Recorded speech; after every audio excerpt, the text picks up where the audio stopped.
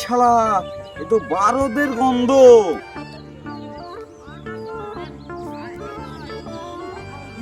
শালা এ তো ইরানের বোম এত দূরে এসে পড়েছে। ভাগ্যে ভালো কাল আমি মাঠে আসিনি, নাহলে তো ইরানের বোম আমার মাথায় পড়তো। ও দাদু, তুমি এত বোকা কেন? এটা ইরানের বোম না, ঈদের বোম। আমাদের মতন ছোট ছোট বাচ্চারা ফাটিয়েছে। তুই ঠিক বলেছিস দাদু ভাই, ইরানের বোম তো এত বড় বড় লম্বা। ভাগ্য ভালো আমার জন্ম ভারতে হয়েছে, গালাপ কান্ট্রিতে হলে এতদিন টেনশনে মরে যেতাম। দাদু তুমি এত দুর্বল, তোমার বুদ্ধি কম। কি দেখে তোমার বউ ভাত খায়? আমার 2.5 বিঘি জমি আছে, আমি 32টা ধাড়ি ছাগলের মালিক। আমি আরো 3টি বিয়ে করলেও বউ ভাত খাবে। সালার বেটা বলে কি রে? ধুর পাগল, আই বড় ছেলেরা মেয়ে খুঁজে পাচ্ছে না বিয়ের লেগে, আর তুমি আরো 4টে বিয়ে করবে? ছেলে পেলে আমাকে ঠাট্টা করছে। যাই দেখি বাড়ি কি বউটা কি করছে। ভবের এই খেলা ঘরে খেলে সব পুতুল খেলা, জানি না এমন খেলা ভাঙে কখন কে জানে। বানাই আছে পুতুল যিনি একদিন ভাঙবে তিনি, জানি না আপন মনে ভাঙে কখন কে জানে। ভবের এই খেলা ঘরে খেলে সব পুতুল খেলা, তুমি ডুব দিও না জলে কন্যা, ঝিনুক খুঁজে পাইবা না, মুক্তা তাতে রইবে না। এই ঝিনুকের মাঝে তুমি মুক্তা খুঁজে দেখো না। তুমি ডুব দিও না জলে কন্যা। ও বউ, 1 গ্লাস পানি দাও না, আমার মাঠে কাজ করতে করতে গলাটা শুকিয়ে গেছে।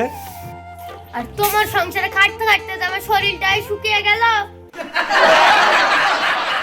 তোমার ছোট লোক বাপ 2 বিঘা জমির ওপর বাড়ি করেছে, ঝাড় দিতে দিতে সকাল থেকে সন্ধ্যা হয়ে যায়, বাকি কাজ কখন করব?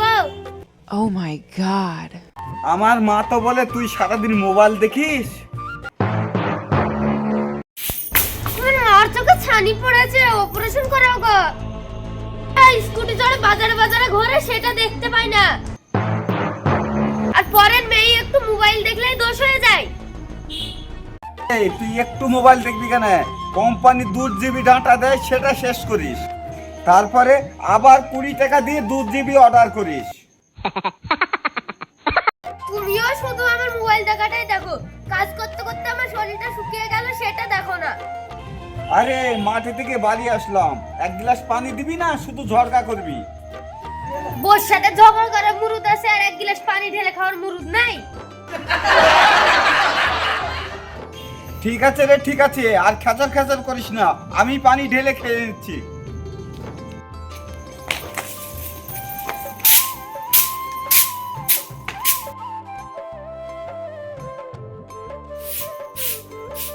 ও আমার দরদি মায়েরা বোনেরা খালারা ফুপুরা আই বড় ভাবিরা, এই অন্ধ অসহায়কে কিছু দান করুন, আর একটা কথা মন দিয়ে শুনুন।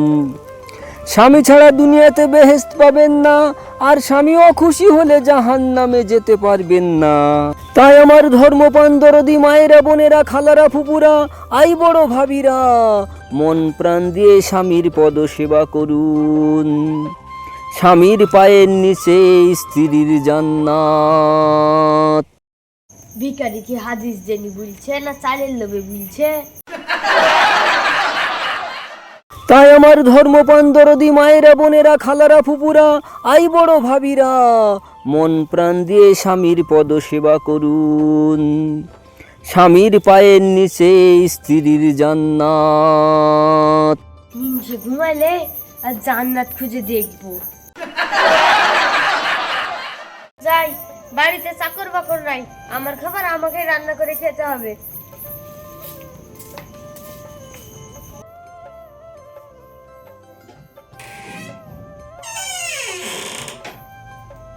যে রমিনসের ঘুমানোর কায়দা দেখো, কি পা ফাটা, তার উপর আবার পায়ে গোবর লাগা। থু থু।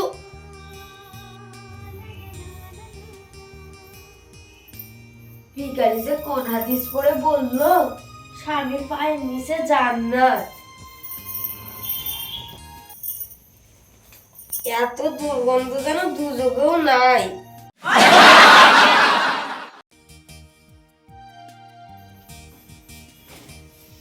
পায়ের নিচে কি করছিস রে আমার সুন্দরী বউ? এক ভিখারির কথা শুনে বেহেশত খুঁজছিলাম। একটা কথার মাত্রা, তোর জায়গা নিচে না, তোর জায়গা উপরে। আয় আমার বুকে আয়, আমার বুকের মাঝেই তোর বেহেশত। ছাড়ো ছাড়ো, কতদিনই তো বুকের মাঝে নিলে, একদিনও তো বেহেশত দেখতে পেলাম না।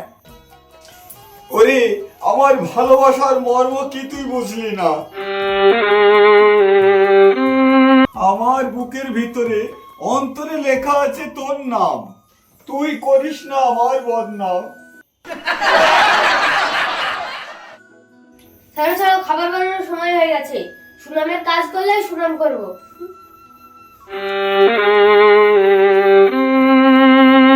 চেষ্টা করলে এভারেস্ট জয় করা যায়, কিন্তু শালা বইয়ের মন জয় করা যায় না। কি আর করবো, শালা দুঃখের জীবন, চুপচাপ শুয়ে পড়ি।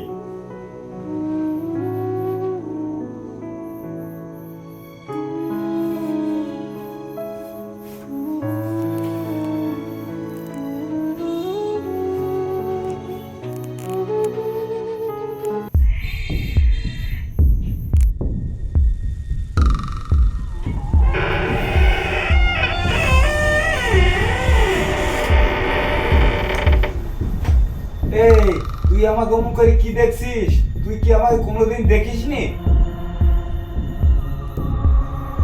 তুমি এখনো ঘুমাওনি? এই তোর পিছনে লুকানো কি রে? এই তোর হাতে হেঁসু কেন রে? এত রাতে তুই হেঁসু কি করবি? না মানে ওই সবজি কাটতাম। রাত 12টার সময় শোয়ার ঘরে সবজি কাটবি? বল হেঁসু কি করবি তুই? তুমি তো মাঝে মাঝে বলো তোমার বুকের ভিতরে নাকি আমার নাম লেখা আছে, তাই আর হেসে দিয়ে তোমার বুকটা চিরে দেখতাম কোথায় আমার নাম লেখা আছে। হায় আল্লাহ, আমার এত বুদ্ধিমান বউ দরকার নাই, তোর পা ধরে বলছি তুই বাপের বাড়ি ফিরে যা।